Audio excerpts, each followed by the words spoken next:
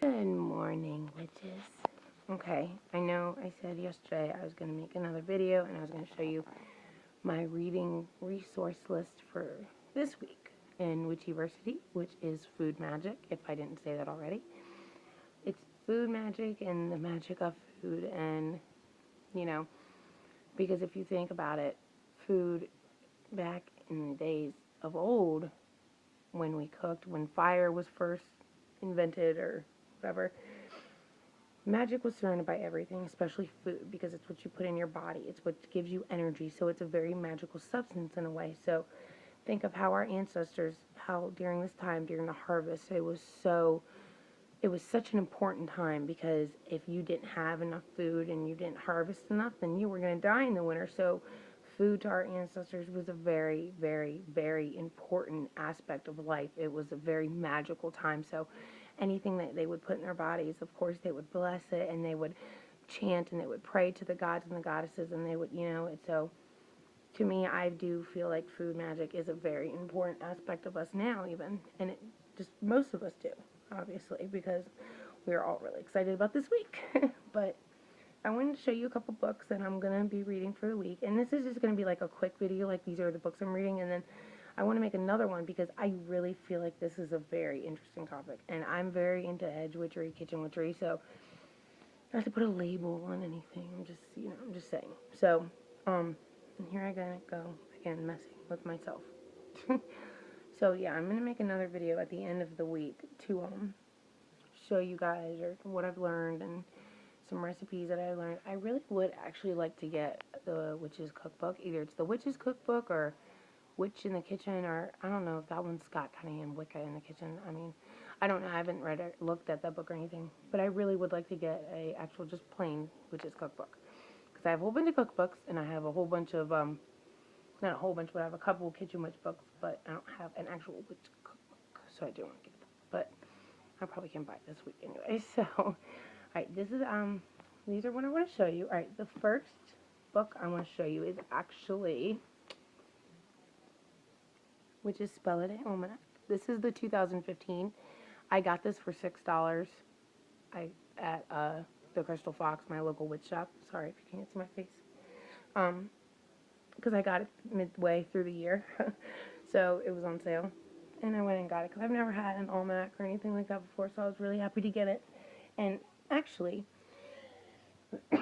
sorry, these books have so much information. They have, not really information, but they have so many ideas and things to do. Crafts, meditations, spells.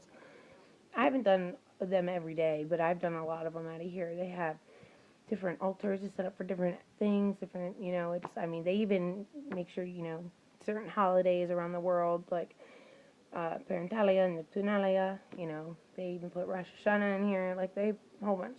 And I was looking through it last night because I almost completely overlooked it, the fact, because there is a lot of recipes in here. The one recipe I was looking at, where is it?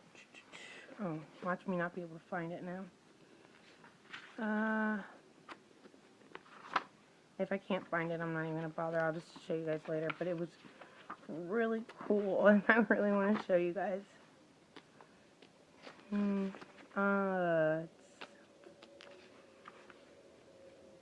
Oh, here's one spell. It's not what I was looking at. Okay, on Rosh Hashanah, this is one I saw yesterday. An apple prosperity spell. So that would be good for this week. If you guys are interested, if you don't have this book, I'll read it to you guys, if you want me to. But I'm sure most of you guys have this already, or at least something like this. Yeah, I can't find it, but it was, oh, here it is. All right, Blackberry Pie Abundance Spell. The blackberry is a marvelous fruit. Low in sugar, it is easy to grow or find, and every part of the plant is useful. Tea made from blackberry leaves soothes the sick stomach. The roots have been used as an astringent, and the fruit can be eaten and used to dye clothes. Magically, blackberries bring abundance, good health, and protection. Bring these qualities into your life by preparing your food blackberry recipe. By preparing your favorite blackberry recipe, sorry. I cannot read in the morning. It's like 5:30. Yeah, it's not a recipe, but it's, actually, I thought it was a recipe, but it's not. It's, and infusing each step of the process with the words of the spell. Dark and sweet and good to eat. Bring it health and abundant wealth. Blessed blackberry. Yeah, it's if possible, pick your own fruit. Yeah, actually, that's something I might do because we have a ridiculous amount of wild blackberries and stuff growing around here. Like anytime, if you guys, I've shown you guys the back of my behind my house, and there is just blackberry plants. Oh, sorry, either blackberries or raspberries. They're everywhere. Even my neighbor, they have a whole bunch of trees in their backyard. I was looking over there the other day. They got a blueberry or blackberry, some kind of bush growing. So I thought that was really cool. Okay, now let's do it to it.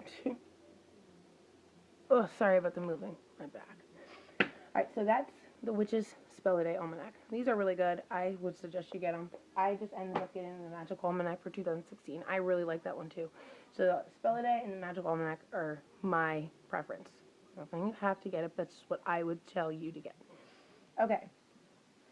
Okay, this is one of my favorite books. Oh my god, I've read this book so many times, and I've had this book for like 2 years now. I got it at second edition. It's like a discount, you know, like a used bookstore, which their prices are kind of high, but yeah, okay. It's called The Way of the Hedge Witch.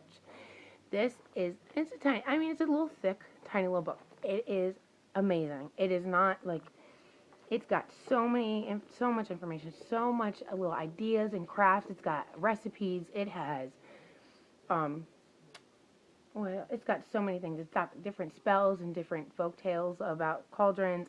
I mean, this book, it's a tiny little book. It's create your own magical cookbook of recipes, spells, and charms. Prepare food that nourishes you and your family's body and soul. Perform rituals and protect and purify your hearth and home. Master the secrets of the cauldron and the sacred flame. Call upon the kitchen gods and goddesses. Produce creative hearth-based arts and crafts.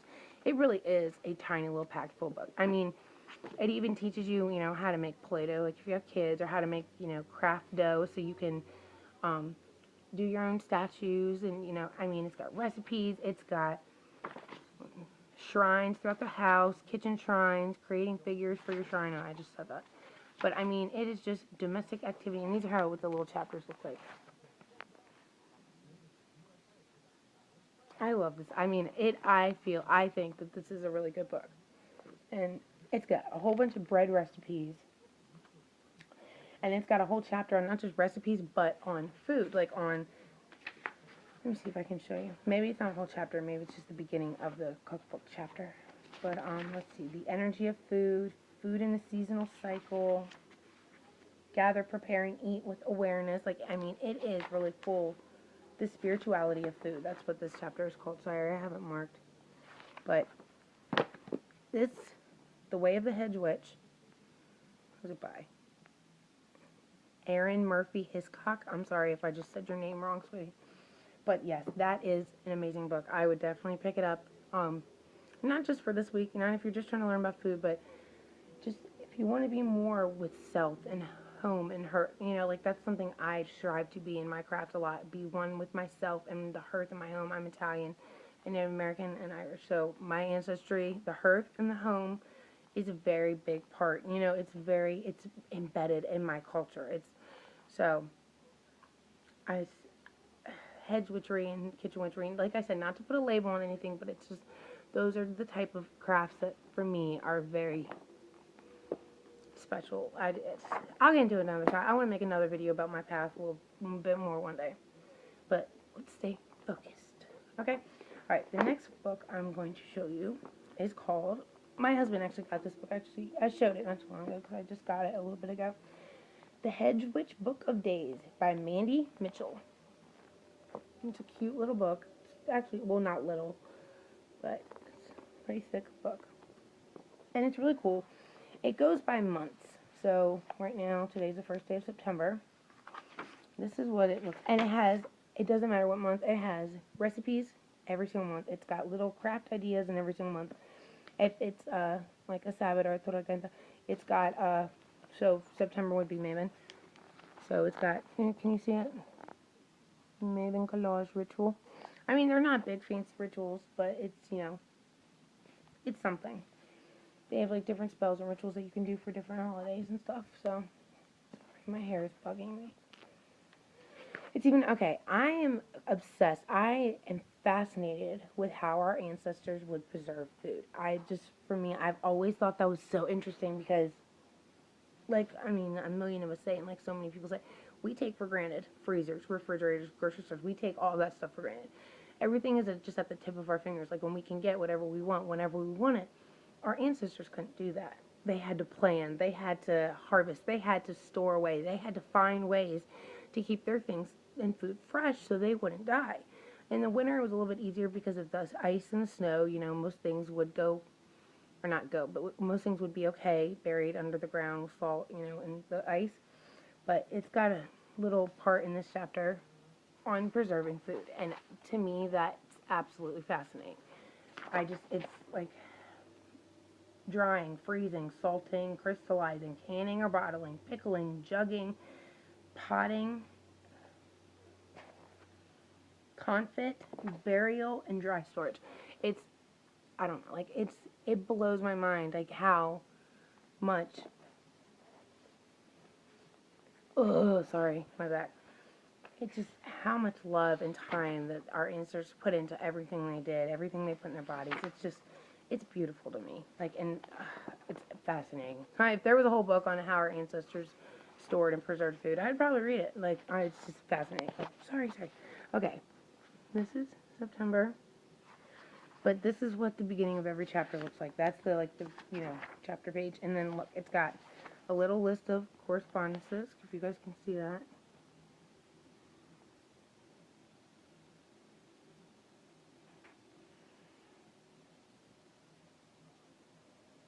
Yeah, I don't know if you guys can see that, I'm sorry. And then it's got foods at their best in September, fruits and vegetables, seafood, and wild foods, which I think that is kind of cool. So it tells you which foods and stuff. Okay, this is already starting to be a long video. My phone here is gonna cut off. I'm gonna have to make it 2 parts already anyway. So I'm gonna try and wrap this up because I know you guys don't like it when I make 2-part videos because nobody ever watches the second part. It's okay. My feelings aren't hurt about it. Don't worry, I'm okay. But yeah, so all right. The next book I wanted to show you is Ancient Ways, Reclaiming Pagan Traditions. This is a really good book. It goes month to month, or well, not month to month. This book goes Sabbath to Sabbath. This is just a book just about the Sabbath, but it has more information than that. In every chapter, like one chapter is Beltane, one chapter is Samhain, one chapter is blah, blah, blah. Every chapter has crafts and, I mean, okay, sorry. It's a pretty big book, and the chapters are pretty, I mean, they're not too long, but they're, nice size. I really like this book, and the last chapter was,